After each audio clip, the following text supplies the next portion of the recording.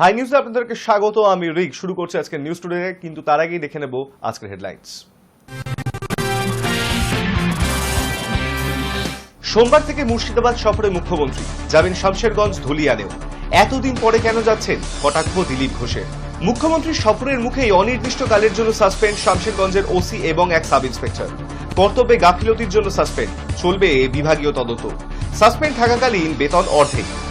রাজ্যে কেন্দ্রীয় শাসনের সমর্থনে রাজ্যপালের চিঠি ঘিরে রাজনৈতিক বিতর্ক অব্যাহত। রাজ্যপালের প্রস্তাবকে স্বাগত জানালেন শুভেন্দু।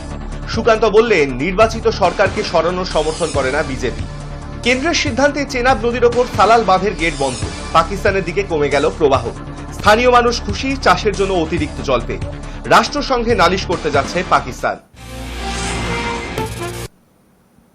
ওয়াকফ সংশোধনী আইনকে কেন্দ্র করেই গত মাসে উত্তপ্ত হয়েছিল মুর্শিদাবাদের শামশেরগঞ্জ। পরিস্থিতি স্বাভাবিক হলে সেখানে যাবেন কথা দিয়েছিলেন মুখ্যমন্ত্রী।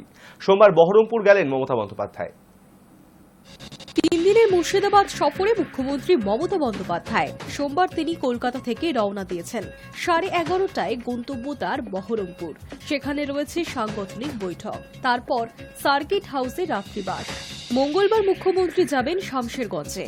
সম্প্রতি ধুলিয়ানে সাম্প্রদায়িক অশান্তিতে ক্ষতিগ্রস্ত মানুষের পাশে দাঁড়াতে তার এই সফর।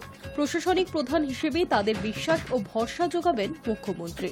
ইতিমধ্যেই আর্থিক সাহায্য, ক্ষতিপূরণ সহ প্রশাসনিক স্তরে সমস্ত কাজ চলছে। মঙ্গলবার মুখ্যমন্ত্রী প্রশাসনিক কর্তাদের সঙ্গে সেই সমস্ত বিষয়ে পর্যালোচনা করবেন। এরপর সুতির ছাপঘাটি ময়দানে একটি জনসভা রয়েছে তার। একাধিক পরিষেবা প্রদান হবে ওই সভা থেকে। এছাড়া প্রচুর প্রকল্পের উদ্বোধন ও শিলান্যাস হবে। বুধবার মুখ্যমন্ত্রীর কলকাতায় ফেরার কথা। ওয়াকফ সংশোধনী আইনকে কেন্দ্র করে গত মাসে মুর্শিদাবাদের শামশেরগঞ্জে যে বিক্ষিপ্ত অশান্তি হয় তা নিয়ন্ত্রণ করে শান্তি বজায় রাখতে ডিজি সহ রাজ্য পুলিশের সমস্ত কর্তাদের ঘটনাস্থলে পাঠিয়েছিলেন মুখ্যমন্ত্রী।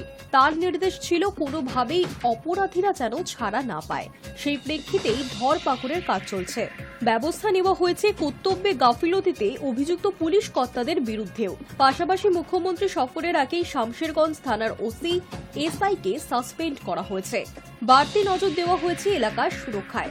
মুখ্যমন্ত্রী কেন নিজের অশান্ত এলাকায় গিয়ে মানুষের পাশে দাঁড়াচ্ছেন না, সেই সময় এই প্রশ্নও তুলেছিল বিরোধীরা। তার জবাব মুখ্যমন্ত্রী দিয়েছিলেন, এখন শামশেরগঞ্জ যাবার সময় নয়, পরিস্থিতি বুঝে সময় মতো তিনি অবশ্যই যাবেন জানিয়েছিলেন।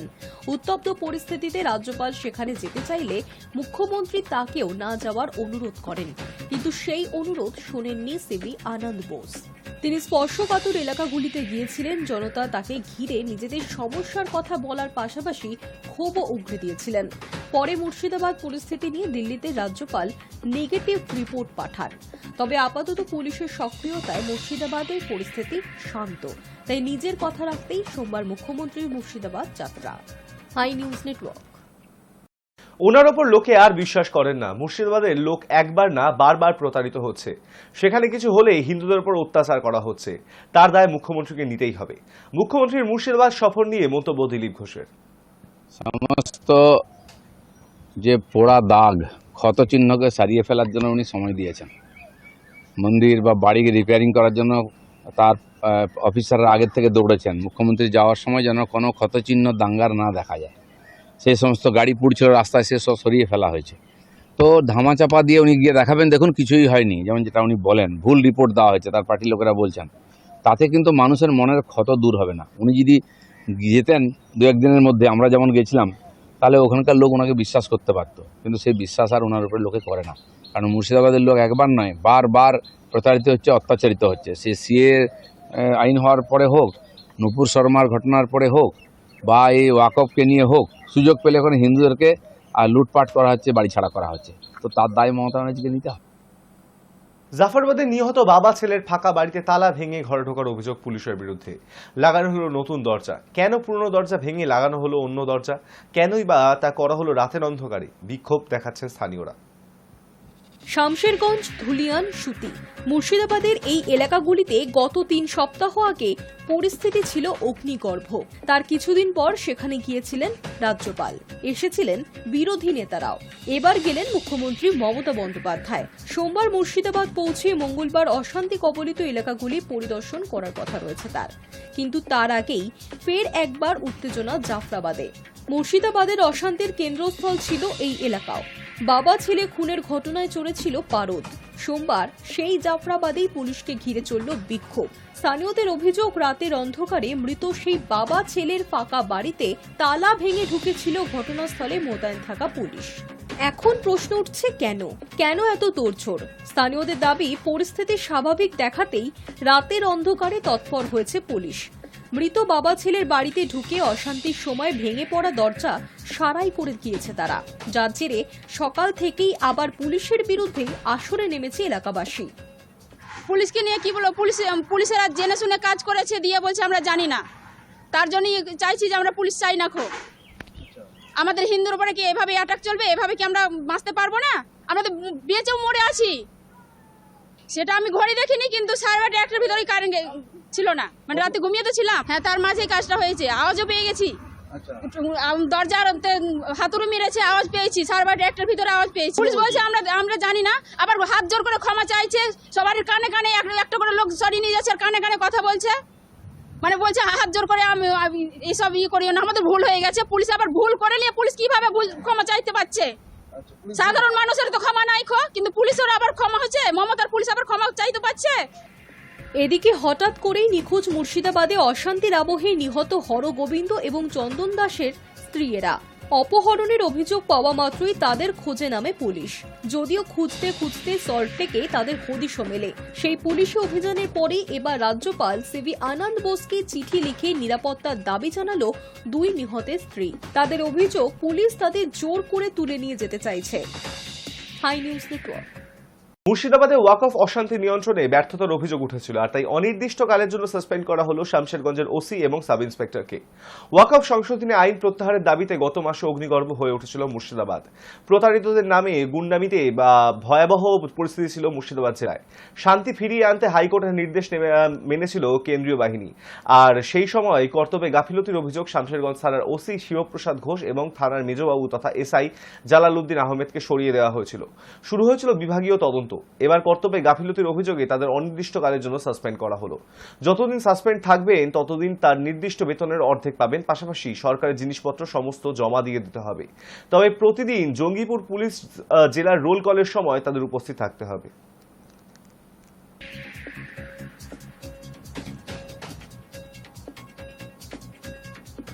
গত মাসে উত্তপ্ত হয়েছিল মুর্শিদাবাদের বেশ কিছু এলাকা, কারণ সংশোধিত নতুন ওয়াকফ আইন সেখানে হিন্দুদের ওপর অত্যাচারের পাশাপাশি জ্বালিয়ে দেওয়া হয়েছিল বাড়ি, ঘর ও অ্যাম্বুলেন্সও। সেই ঘটনার পরিদর্শনে গিয়েছিলেন রাজ্যপাল। এবার সোজা রিপোর্ট পাঠালেন অমিত শাহের দপ্তরে। কিছুদিন আগে উত্তপ্ত মুর্শিদাবাদে গিয়েছিলেন রাজ্যপাল সিভি আনন্দ বোস। সরেজমিনে ঘুরে দেখেন ক্ষতিগ্রস্ত এলাকা, কথা বলেছিলেন দুর্গতদের সঙ্গে। এবার সোজা রিপোর্ট পাঠালেন অমিত শাহ দপ্তরে। সূত্রের খবর, স্বরাষ্ট্র মন্ত্রকে পাঠানো ওই রিপোর্টেই পরিস্থিতি আরও খারাপ হলে সংবিধানে 356 অনুচ্ছেদ লাগু সুপারিশ করা হয়েছে। একই সঙ্গে রিপোর্টের ছত্রে ছত্রে রাজ্য প্রশাসনের ব্যর্থতার কথাও তুলে ধরেছেন আনন্দ বোস। সূত্রের খবর, রিপোর্টে বলা হয়েছে ঘটনা পূর্ব পরিকল্পিত।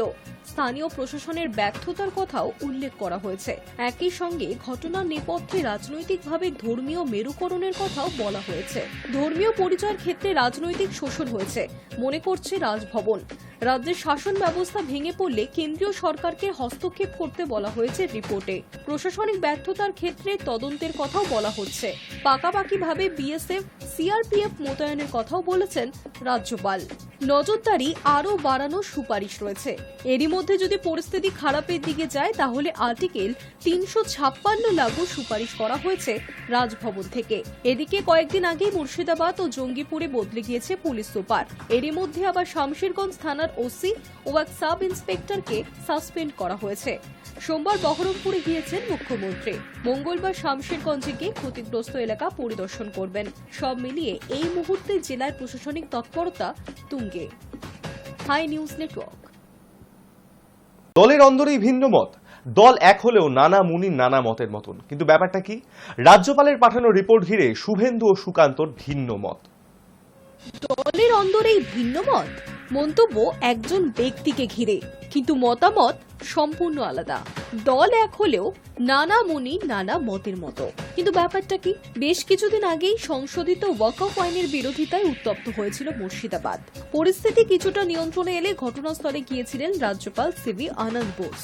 সরজমিনে ঘুরে দেখেছেন ক্ষতিগ্রস্ত এলাকা, কথা বলেছিলেন দুর্গতদের সঙ্গে। তারপর ঘটনা সম্পর্কে সোজা রিপোর্ট পাঠালেন অমিত শাহর দপ্তরে।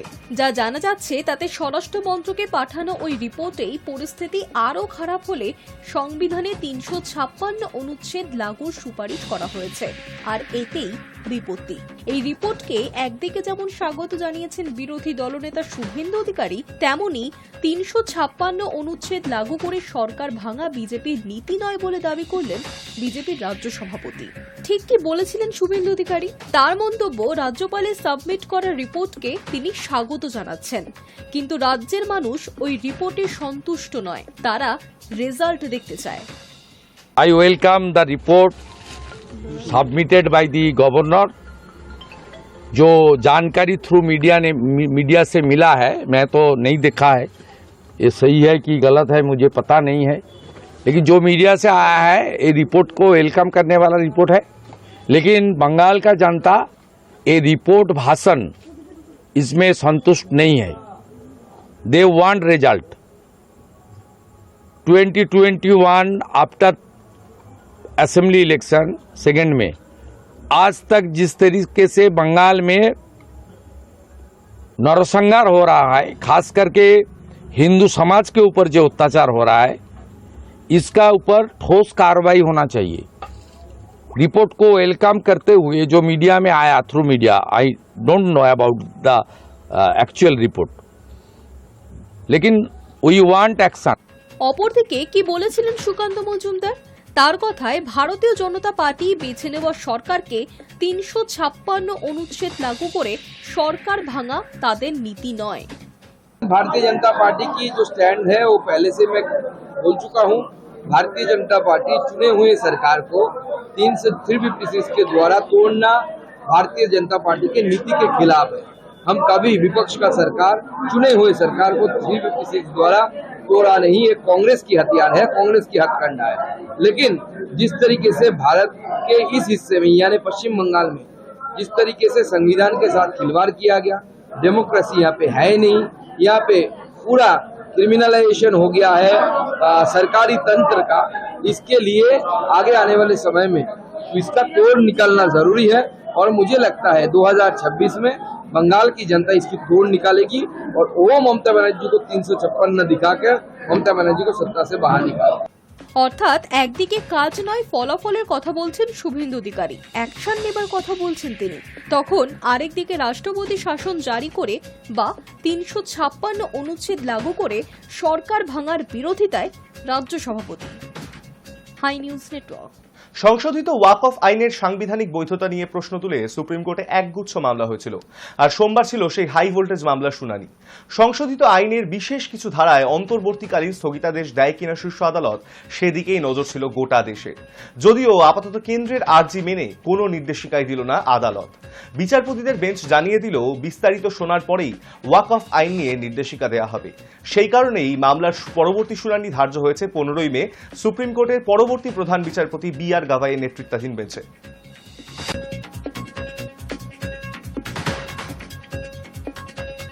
চেনাবের ওপর সালাল বাঁধের গেট সম্পূর্ণ বন্ধ করে দেওয়ায় পাকিস্তানের দিকে নদীতে জলপ্রবাহ অনেকটাই কমে গেছে। এর ফলে শুধু কৃষি নয়, পাকিস্তানের জলবিদ্যুৎ উৎপাদনেও প্রভাব পড়বে। অন্যদিকে কাশ্মীরের কিছু অঞ্চলে এর জেরে সেচের কাজে বেশি জল পাওয়ায় খুশি স্থানীয় মানুষেরা। পাকিস্তানকে শিক্ষা দিতে ভারত সরকারের এই পদক্ষেপকে তারা সমর্থন করছেন। সম্প্রতি জম্মু ও কাশ্মীরের পেহেলগামে সন্ত্রাসী হামলায় 26 জন পর্যটকের মৃত্যু হয়। এই ঘটনার পর ভারত সরকার 1960 সালের সিন্ধু জলচুক্তি স্থগিত করে। এরপরই চেনাব নদীর ওপর সালাল বাঁধ থেকে পাকিস্তানের জল সরবরাহ বন্ধ করার পরিকল্পনা নেওয়া হয়। এই সিদ্ধান্তের ফলে পাকিস্তানে কৃষি ও বিদ্যুৎ উৎপাদনে প্রভাব পড়বে বলেই ধারণা হচ্ছে। কাশ্মীরের কৃষকরা দীর্ঘদিন ধরে সেচের জন্য পর্যাপ্ত জল পাচ্ছিলেন না। চেনাব নদীর জল পাকিস্তানে চলে যাওয়ায় এই সমস্যা আরও বেড়েছিল। এখন ভারতের এই পদক্ষেপে কাশ্মীরের কৃষি উন্নয়নের নতুন দিগন্ত খুলে যাবে বলেও মনে করছেন বিশেষজ্ঞরা। ভারত সরকারের এই সিদ্ধান্ত কাশ্মীরের কৃষকদের জন্য আশীর্বাদ স্বরূপ। তারা মনে করছেন অবশেষে সরকার তাদের কথা ভাবছে। এই পদক্ষেপ কাশ্মীরের কৃষি ও অর্থনীতিতে ইতিবাচক প্রভাব ফেলবে। देखिए, ये बहुत बड़ी उपलब्धि है। जैसे पाकिस्तान ने हिंदुस्तान को तंग करके रखा हुआ है, ये करना बिल्कुल बहुत ही सही है। ये स्टेप सरकार का बहुत अच्छा है। अब देखिए, एकदम जंग करना भी कोई वो बनता नहीं है, मगर फिर भी जो ये हिंदुस्तान सरकार उनको बहुत सारे तरीकों से जवाब दे रही है। बहुत अच्छी बात है और ऐसा करना भी जायज है, क्योंकि पाकिस्तान को मुंह तोड़ जवाब दे रही है अगर हिंदुस्तान सरकार। ये हम लोग सब सरकार के साथ में हैं। हमें खुशी है कि सरकार ने पाकिस्तान का पानी बंद करा है। हम चाहते हैं कि पाकिस्तान को मुंह तोड़ जवाब मिलना चाहिए। जैसे उन्होंने पहलगाम में अटैक करके हमारे बहुत सारे जो टूरिस्ट हैं, जो नाम पूछ के टारगेट किया उनको, उस हिसाब से हम चाहते हैं कि उनको ठोको। पाकिस्तान को मुंह तोड़ जवाब मिलना चाहिए। उन्होंने हमारे 28 मारे, हमें उनके 500 मार के आना चाहिए। हम चाहते हैं कि सरकार के साथ हैं, जैसे हो सकता है, जैसे पॉसिबल हो सकता है उसको करना चाहिए हमारी सरकार को उनके साथ। পাকিস্তান এই সিদ্ধান্তকে আন্তর্জাতিক আইনের লঙ্ঘন বলে দাবি করেছে এবং বিষয়টি বিশ্ব ব্যাংক ও আন্তর্জাতিক আদালতে তোলার পরিকল্পনা করেছে। তবে ভারত সরকার জানিয়েছে তারা তাদের জলসম্পদ নিজেদের প্রয়োজনে ব্যবহার করার অধিকার রাখে। এই পরিস্থিতিতে কাশ্মীরের কৃষকরা সরকারের পাশে রয়েছে এবং আশা করছেন ভবিষ্যতে এমন সিদ্ধান্ত নেওয়া হবে যা তাদের উন্নয়নে সহায়ক হবে। কাশ্মীরের কৃষকদের মুখে এখন হাসি। তারা মনে করছেন এই সিদ্ধান্ত তাদের জীবনে নতুন আশার সঞ্চার করেছে। তারা সরকারের প্রতি কৃতজ্ঞতা প্রকাশ করেছেন এবং ভবিষ্যতে আরও উন্নয়নের প্রত্যাশা করছেন। High News network. লালকেল্লা ভারতের ইতিহাসের এক অন্যতম প্রতীক, আর এবার সেই লালকেল্লাকে ঘিরেই শিরোনামে এক ব্যতিক্রমী মামলা। নিজেকে শেষ মুঘল সম্রাট বাহাদুর শাহ জাফরের পরিবারের সদস্য দাবি করে এক মহিলা লালকেল্লা সম্পত্তি হিসেবে পাওয়ার আবেদন খারিজ করে দিল দেশের সর্বোচ্চ আদালত। লালকেল্লার দাবি নিয়ে সুপ্রিম কোর্টে এক মহিলা। দিল্লি হাইকোর্ট তার দাবি বাতিল করে দেওয়ার পর হাল না ছেড়ে তিনি সর্বোচ্চ আদালতে যান। সুলতানা বেগম নামে ওই মহিলার দাবি তিনি দ্বিতীয় বাহাদুর শাহ জাফরের প্রপৌত্রের বিধবা স্ত্রী। সেই সূত্রে লালকেল্লার ওপর তার আইনি অধিকার রয়েছে। এই দাবিকে কেন্দ্র করে তিনি সুপ্রিম কোর্টে আবেদন জানান। লালকেল্লাকে যেন তার পারিবারিক সম্পত্তি হিসেবে ঘোষণা করা হয়। সোমবার প্রধান বিচারপতি সঞ্জীব খান্না ও বিচারপতি পি.ভি. সঞ্জয় কুমারের বেঞ্চে এই মামলা ওঠে। আইনি বিষয়ক সংবাদ মাধ্যম বার অ্যান্ড বেঞ্চের তথ্য অনুযায়ী শীর্ষ আদালতের মতে এই আবেদন আইনসম্মত নয় এবং একেবারেই গ্রহণযোগ্যতার সীমা পেরিয়ে গেছে। শীর্ষ আদালত সাফ জানিয়ে দেয়, শুধু লালকেল্লাই কেন, তাহলে ফতেহপুর সিকরি বা আগ্রা ফোর্টের দাবিও করছেন না কেন? মামলার গ্রহণযোগ্যতা নিয়ে গুরুতর সন্দেহ প্রকাশ করেন বিচারপতিরা। অতঃপর মামলাটি খারিজ করে দেয় সুপ্রিম কোর্ট। এই মামলা প্রথমে উঠেছিল দিল্লি হাইকোর্টে। একক বেঞ্চে খারিজ হওয়ার পরে সুলতানা বেগম প্রায় 2.5 বছর পর ডিভিশন বেঞ্চে যান, যা নির্ধারিত সময়সীমার বাইরে পড়ে যায়। ফলে 2023 সালের ডিসেম্বরে বিচারপতি বিভু বাখরু এবং তুষার রাও গেদেলার বেঞ্চও মামলাটি খারিজ করে দেয়। High News network. জনগণনার পাশাপাশি হবে জাত গণনাও। বুধবার তেমনটাই সিদ্ধান্ত নিয়েছে কেন্দ্রীয় মন্ত্রিসভার রাজনৈতিক কমিটি। তবে জাত গণনা সংক্রান্ত তথ্য আলাদা করে প্রকাশ করা হবে না। আগামী জনগণনার সঙ্গেই এই সংক্রান্ত তথ্য সংযোজিত হবে। বুধবার কেন্দ্রীয় সরকারের তরফে ঘোষণা করা হয় এবার জনগণনার সঙ্গে হবে জাত গণনাও। কেন্দ্রীয় মন্ত্রীর রাজনৈতিক কমিটির বৈঠক শেষে কেন্দ্রীয় রেল এবং তথ্য প্রযুক্তি মন্ত্রী অশ্বিনী বৈষ্ণব এই ঘোষণা করেন। কিন্তু কি এই জাত গণনা? তার আগে জেনে নেওয়া দরকার জনশুমারি বা জনগণনা কি। জনগণনা হলো 10 বছর অন্তর জনসংখ্যা ভিত্তিক সমীক্ষা। 2011 সাল পর্যন্ত 15 বার জনগণনা হয়েছে ভারতে। ভারতে প্রথম সম্পূর্ণ জনশুমারি হয়েছিল 1872 সালে। ভাইসরয় লর্ড মায়োর অধীনে জনগণনা শুরু হয়। ঠিক হয়েছিল 10 বছর অন্তর এই সমীক্ষা চালানো হবে জনসংখ্যা নির্ধারণ করতে। দেশ স্বাধীন হওয়ার পর স্বরাষ্ট্র মন্ত্রকের অধীনে ভারতের রেজিস্ট্রার জেনারেল এবং জনশুমারি কমিশনার কর্তৃক জনগণনা শুরু হয়। 1951 সালের পর থেকে সমস্ত জনগণনা 1948 সালে ভারত জনশুমারি আইনের অধীনে হয়েছে, কিন্তু গত 14 বছর ধরে জনগণনা হয়নি দেশে। 2011 সালে শেষবার ভারতে জনগণনা হয়েছিল। নিয়ম অনুযায়ী 10 বছর পরে 2021 সালে আবার জনশুমারি হওয়ার কথা ছিল, কিন্তু কোভিডের কারণে তা সম্ভব হয়নি। পরবর্তী জনগণনা কবে হবে তার সঠিক দিনক্ষণ এখনো পর্যন্ত ঘোষণা হয়নি। বর্ণগণনার অর্থ জনশুমারির সময় বর্ণভিত্তিক তথ্য সংগ্রহ করা। এই তথ্য বর্ণের বন্টন, তাদের আর্থসামাজিক অবস্থা, শিক্ষাগত অবস্থা এবং অন্য সম্পর্কিত বিষয়গুলির বিশদ বিবরণ প্রদান করবে। অন্যদিকে জাত গণনা হল সাধারণ জনগণনার সময় জাত ভিত্তিক তথ্য সংগ্রহ করা এবং তালিকাভুক্ত করা। 1881 থেকে 1931 সাল পর্যন্ত ব্রিটিশ শাসনকালে জাত গণনা নিয়মিতভাবে জনগণনার মধ্যে অন্তর্ভুক্ত ছিল। তবে 1951 সালে স্বাধীন ভারতের প্রথম জনশুমারির সময় তৎকালীন সরকার ওই প্রথা বন্ধ করে দেয়। ভারত স্বাধীনতা পাওয়ার পর সরকার সামাজিক এবং শিক্ষাগত মানদণ্ডের ভিত্তিতে নাগরিকদের 4টি বৃহৎ গোষ্ঠীতে শ্রেণীবদ্ধ করে: তফসিলি উপজাতি, তফসিলি জাতি, অন্যান্য অনগ্রসর জাতি এবং সাধারণ। 1951 সালে স্বাধীন ভারতে প্রথম জনশুমারির সময় সংগৃহীত তথ্যে হিন্দু এবং মুসলিমদের মতন ধর্মীয় সম্প্রদায়ভুক্ত মানুষ ছাড়াও তফসিলি জাতি ও উপজাতিভুক্ত ব্যক্তিদের সংখ্যা অন্তর্ভুক্ত ছিল। তফসিলি জাতি ও উপজাতি ব্যতীত অন্যান্য গোষ্ঠীর সদস্যদের গণনা আলাদাভাবে করা হয়নি। অর্থাৎ সাধারণ জনগণনায় তফসিলি জাতি উপজাতি অংশের মানুষের সংখ্যা, শিক্ষার হার, অর্থনৈতিক ও জীবন ধারণের মান কেমন এ বিষয়ে সার্বিক একটা ছবি পাওয়া যায়। কিন্তু ওবিসির বিষয়টি সাধারণ জনগণনায় থাকে না। সে কারণে গত কয়েক বছর ধরে জাত গণনার দাবি ক্রমশ জোরালো হচ্ছিল।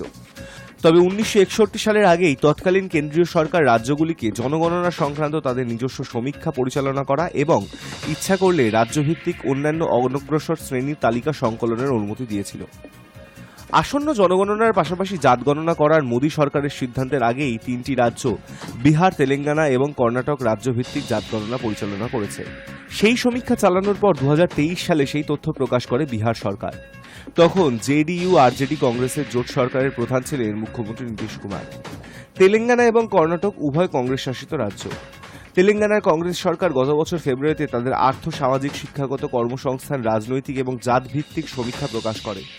কর্ণাটকে প্রথম জাতভিত্তিক সমীক্ষা হয় 2015 সালে। তখনও সে রাজ্যের মুখ্যমন্ত্রী ছিলেন সিদ্দারামাইয়া। তবে জাত গণনার কৃতিত্ব কার তা নিয়ে তরজা শুরু হয়েছে ইতিমধ্যেই। দীর্ঘদিন ধরে বিজেপিকে জাত গণনার বিরোধী হিসেবেই দেখা যেত। অতীতে জাত গণনার সম্ভাবনা খারিজ করতে দেখা গিয়েছে বিজেপিকে। তবে কংগ্রেসের বিরুদ্ধে জাত গণনার নামে সমাজকে বিভক্ত করার চেষ্টার অভিযোগ রয়েছে বিভিন্ন দলের। 2023 সালে কর্ণাটকে বিধানসভা ভোটের প্রচারে গিয়ে জাত গণনার দাবি তুলেছিলেন রাহুল গান্ধী। গত বছর লোকসভা ভোটের প্রচারে গিয়ে তিনি বলেছিলেন, ক্ষমতায় আসার পরেই আমরা প্রথম যে কাজটি করব তা হলো দেশের ওবিসিদের সঠিক সংখ্যা জানার জন্য একটি জাত ভিত্তিক গণনা করা, কারণ তাদের সঠিক সংখ্যা কেউ জানেন না। রাহুল গান্ধীর পাশাপাশি তেজস্বী যাদব, এম.কে. স্ট্যালিন, অখিলেশ যাদবের মতো নেতারাও জাত গণনার দাবি তুলে এসেছেন। গত কয়েক বছর ধরেই জাত গণনার দাবি ক্রমশ জোরালো হচ্ছিল। তাতেই এবার শিলমোহর দিয়েছে কেন্দ্র। জাত গণনায় সম্মত হলেও এই নিয়ে অতীতের কংগ্রেস জামানাকে বিত্তে ছাড়েনি প্রধানমন্ত্রী নরেন্দ্র মোদীর সরকার। কেন্দ্রীয় মন্ত্রী অশ্বিনী বৈষ্ণবের দাবি, কংগ্রেস ক্ষমতায় থাকাকালীন সবসময় জাতি গণনায় আপত্তি জানিয়ে এসেছে। অশ্বিনী বলেন, প্রয়াত প্রাক্তন প্রধানমন্ত্রী মনমোহন সিং 2010 সালে জানিয়েছিলেন জাত গণনার বিষয়টি মন্ত্রিসভায় বিবেচিত হওয়া উচিত। সেই মতন এই বিষয়টি বিবেচনার জন্য কয়েকজন মন্ত্রীকে নিয়ে একটি গোষ্ঠী তৈরি করা হয়। তখন বেশিরভাগ রাজনৈতিক দলই জাত গণনার পক্ষে ছিল। তারপরেও তৎকালীন কংগ্রেস সরকার জাত গণনার বদলে শুধুমাত্র একটি জাতি সমীক্ষার সিদ্ধান্ত নেয়। অশ্বিনীর অভিযোগ, কংগ্রেস এবং বিরোধী জোট ইন্ডিয়ার অন্যান্য দলগুলি জাত গণনাকে সবসময় রাজনৈতিক হাতিয়ার হিসেবেই ব্যবহার করে এসেছে। কেন্দ্রীয় মন্ত্রী অশ্বিনী আরও বলেন, কিছু রাজ্য জাতিগত তথ্য সংগ্রহের জন্য সমীক্ষার ব্যবস্থা করেছে, কিন্তু এক একটি রাজ্যে এক একভাবে সমীক্ষা হয়েছে, কোনো অভিন্ন প্রক্রিয়া মানা হয়নি। অশ্বিনীর দাবি, কিছু রাজ্য এই সমীক্ষা ভালোভাবে করলেও বাকি রাজ্যগুলির সমীক্ষায় অস্বচ্ছতা এবং রাজনৈতিক দৃষ্টিভঙ্গি রয়ে গিয়েছে। এর ফলে এই সমীক্ষাগুলি ঘিরে সমাজে ধোঁয়াশা তৈরি হয়েছে। রাজনীতির কারণে যাতে সমাজের শৃঙ্খলায় কোনো রকম প্রভাব না পড়ে, সে কারণেই এই সিদ্ধান্ত। Hi News network.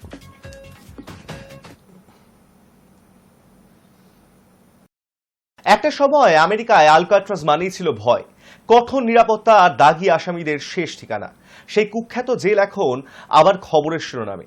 মার্কিন প্রেসিডেন্ট ডোনাল্ড ট্রাম্প এই জেল আবার নতুন করে খোলার কথা বলেছেন। 1963 সালে বিশ্বজুড়ে কড়া সমালোচনার মধ্যে মার্কিন সরকার এই কুখ্যাত জেলটিকে বন্ধ করে দেয়। তখন অবশ্য বলা হয়েছিল এটি চালাতে গিয়ে প্রচুর খরচ হচ্ছে সরকারের। নির্মাণ করে আরো বড় পরিসরে আবার চালু করা যায়। এই প্রস্তাবের পেছনে যুক্তি দিচ্ছেন তিনি, আমেরিকা ছিল আরো সচেতন দেশ, তখন অপরাধীদের বিন্দুমাত্র দেরি না করে শাস্তি দেওয়া হতো। সেটাই হওয়া উচিত এখনো। সান ফ্রান্সিসকো বের মাঝে একটি পাথুরে দ্বীপে অবস্থিত ছিল আলকাট্রাজ, যার আরেক নাম দ্য রক। 1934 থেকে 1963 পর্যন্ত যুক্তরাষ্ট্রের কুখ্যাত সব বন্দীদের ঠাঁই ছিল এখানে, যেমন আল কাপোন, মেশিন গান, কোলি এবং বার্ডম্যান অফ আলকাট্রাজ রবার্ট স্ট্রাউট। জেলটি বন্ধ হয় 1963 সালে, কোনো জেল ভাঙার ঘটনার জন্য নয়, বরং চড়া রক্ষণাবেক্ষণের খরচের কারণে। মার্কিন সরকার জানায় এই জেল চালাতে 3 গুণ বেশি খরচ হতো। তবে 1962 সালের গ্রেট এসকেপ আজও কিংবদন্তি। এখানকার 3 বন্দী রেনকোট দিয়ে বানানো ভেলায় পালিয়ে যায়, আর কোনোদিন তাদের খোঁজ মেলেনি। ট্রাম্পের এই ঘোষণার পর কাশ্মীর থেকেও প্রতিক্রিয়া মিলেছে। স্থানীয় এক বাসিন্দা বলেন, যদি বড় অপরাধীদের জন্য কঠোর ব্যবস্থা নেওয়া হয়, সন্ত্রাসবাদ ও অপরাধ কমবে। এমন পদক্ষেপকেই আমরা সমর্থন করি। কাশ্মীরের এক প্রাক্তন পুলিশ অফিসার বলেন, এ ধরনের বার্তা আন্তর্জাতিক অপরাধ ও চরমপন্থার বিরুদ্ধে একটা শক্ত সংকেত পাঠায়। এই ঘোষণাকে অনেকেই ট্রাম্পের শক্ত আইন শৃঙ্খলার প্রচারের কৌশল বলেই ব্যাখ্যা করছেন। তবে প্রশ্ন উঠছে, আলকাট্রাজ কি আধুনিক যুগের উপযোগী করে গড়ে তোলা সম্ভব? Hi News Network. আমেরিকার বাইরে প্রযোজিত যে কোনো সিনেমার ওপর এবার থেকে 100% কর আদায় করবে মার্কিন প্রশাসন, এমনটাই ঘোষণা করেছেন ডোনাল্ড ট্রাম্প। তিনি ঘোষণার পর বিদেশের ছবি থেকে শুল্ক আদায়ের প্রক্রিয়াও শুরু হয়ে গিয়েছে। এছাড়াও ভারতে প্রযোজিত ছবি আমেরিকায় মুক্তি পেলে বাড়তি কর দিতে হবে প্রযোজনা সংস্থাকে। আগেই বিভিন্ন পণ্যের উপরে শুল্ক আরোপ করেছে মার্কিন প্রেসিডেন্ট ডোনাল্ড ট্রাম্প। এবার সিনেমার ওপরে শুল্ক আরোপ করলেন তিনি। আমেরিকার বাইরে নির্মিত সব সিনেমার ওপরে 100% শুল্ক আরোপ প্রক্রিয়া শুরু করতে তিনি বাণিজ্য বিভাগ এবং ইউএস ট্রেড রিপ্রেজেন্টেটিভকে নির্দেশ দিয়েছেন এবং ট্রুথ সোশ্যালে এই কথা ট্রাম্প নিজেই জানিয়েছে।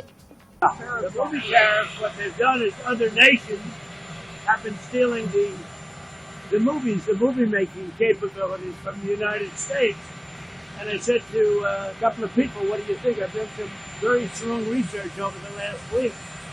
And we're making very few movies now. Hollywood is being destroyed. Now, you have an incompetent, grossly incompetent governor that allowed that to happen. So I'm not just blaming other nations, but other nations, a lot of them, have stolen our movie industry. And I'm saying, if they're not willing to make a movie inside the United States, and we should have a tariff on movies that come in. And not only that, governments are actually giving big money. I mean, they're supporting them financially. So that's sort of a threat to our country in a sense. কি কারণে এই সিদ্ধান্ত তা জানিয়েছেন মার্কিন president. তার বক্তব্য, পিছিয়ে পড়ছে আমেরিকার সিনেমা। আমেরিকার চলচ্চিত্র শিল্প খুব দ্রুত ধ্বংসের দিকে এগিয়ে যাচ্ছেন বলে তিনি জানিয়েছেন। এমনকি পিছিয়ে পড়ছে হলিউডও। ট্রাম্পের দাবি, অন্যান্য দেশ তাদের চলচ্চিত্র নির্মাতা এবং স্টুডিওগুলোকে মার্কিন যুক্তরাষ্ট্র থেকে দূরে সরিয়ে নিয়ে যাওয়ার জন্য বিভিন্ন ধরনের উৎসাহ দিচ্ছে। হলিউড এবং মার্কিন যুক্তরাষ্ট্রের অন্যান্য অনেক অঞ্চল ধ্বংস হয়ে যাচ্ছে। এই জিনিস তাদের জাতীয় নিরাপত্তার জন্য হুমকি। এই কারণেই তিনি বিদেশে তৈরি যে কোনো সিনেমা আমেরিকায় আমদানি করার জন্য 100% শুল্ক আরোপ করার সিদ্ধান্ত নিয়েছে। তাই এই শুল্ক আরোপ করার জন্য তিনি বাণিজ্য বিভাগ এবং মার্কিন যুক্তরাষ্ট্রের বাণিজ্য প্রতিনিধিকে অবিলম্বে সেই দেশে আমদানি করা সমস্ত চলচ্চিত্রের উপরে 100% শুল্ক আরোপ প্রক্রিয়া শুরু করার জন্য অনুমোদন দিয়েছেন। বিশ্লেষকরা মনে করছে এই পদক্ষেপ আমেরিকার সিনেমা শিল্পকে আরও ক্ষতিগ্রস্ত করতে পারে, কারণ ডিজনি, ওয়ার্নার ব্রোস, প্যারামাউন্ট সহ বড় স্টুডিওগুলো অনেক সময় কম খরচ ও কর ছাড়ের সুবিধায় বিদেশে সিনেমা তৈরি করে থাকে। এবার এই স্টুডিওগুলোতে সিনেমা তৈরির ক্ষেত্রে কতটা পরিমাণ করের সম্মুখীন হবে সেটাই দেখার। Hi News Network. রবিবার ব্যাট করতে নেমে প্রথম 9 বলে মাত্র 2 রান করেছিলেন আন্দ্রে রাসেল। সেখান থেকে 25 বলে 57 রান করে অপরাজিত থাকেন, আর তার ব্যাটেই লড়াই করার মতন জায়গায় পৌঁছয় কলকাতা নাইট রাইডার্স। ম্যাচ জিতিয়ে রাসেল জানালেন 4টি ফাইনাল খেলতে নেমেছেন তারা। ইডেনে রাজস্থান রয়্যালসের বিরুদ্ধে 25 বলে 57 রান করেন আন্দ্রে রাসেল। তাঁর ব্যাটেই লড়াই করার মতন জায়গায় পৌঁছয় কলকাতা নাইট রাইডার্স। ম্যাচ জিতিয়ে রাসেল জানালেন 4টি ফাইনাল খেলতে নেমেছেন তারা। রবিবার রাসেল রান না করলে চাপে পড়ত কলকাতা। তার ব্যাটেই 200 রানের গন্ডি পার করার সুযোগ পায় দল। ম্যাচ জিতিয়ে রাসেল বলেন, এই ম্যাচের গুরুত্ব আমরা সকলেই জানি। 4টে ফাইনাল খেলতে নেমেছি আমরা, বাকি সবকিছু বাদ দিয়ে শুধু জেতাই লক্ষ্য এখন আমাদের। সেটা করতে পেরেছি, পুরো দল ভালো খেলেছে। রবিবার ব্যাট করতে নেমে প্রথম 9 বলে মাত্র 2 রান করেছিলেন রাসেল। সেখান থেকে 25 বলে 57 রান করে অপরাজিত থাকেন। রাসেল বলেন, আমি কখনো ডট বল নিয়ে ভাবি না, কারণ জানি বড় শট খেলতে পারবো। এই পিচে প্রথম থেকেই রান তোলা কঠিন ছিল, সেই কারণেই সময় নিচ্ছিলাম, সেটা কাজে লেগেছে। শেষ দিকে রিঙ্কুও বড় শট খেললো। অনেক ম্যাচ খেলেছি, জানি কোন বোলারকে মারার জন্য বেছে নেওয়া উচিত। স্কোরবোর্ডে আমি কখনো 5 ওভার দেখি না, আমি দেখি 30 বল।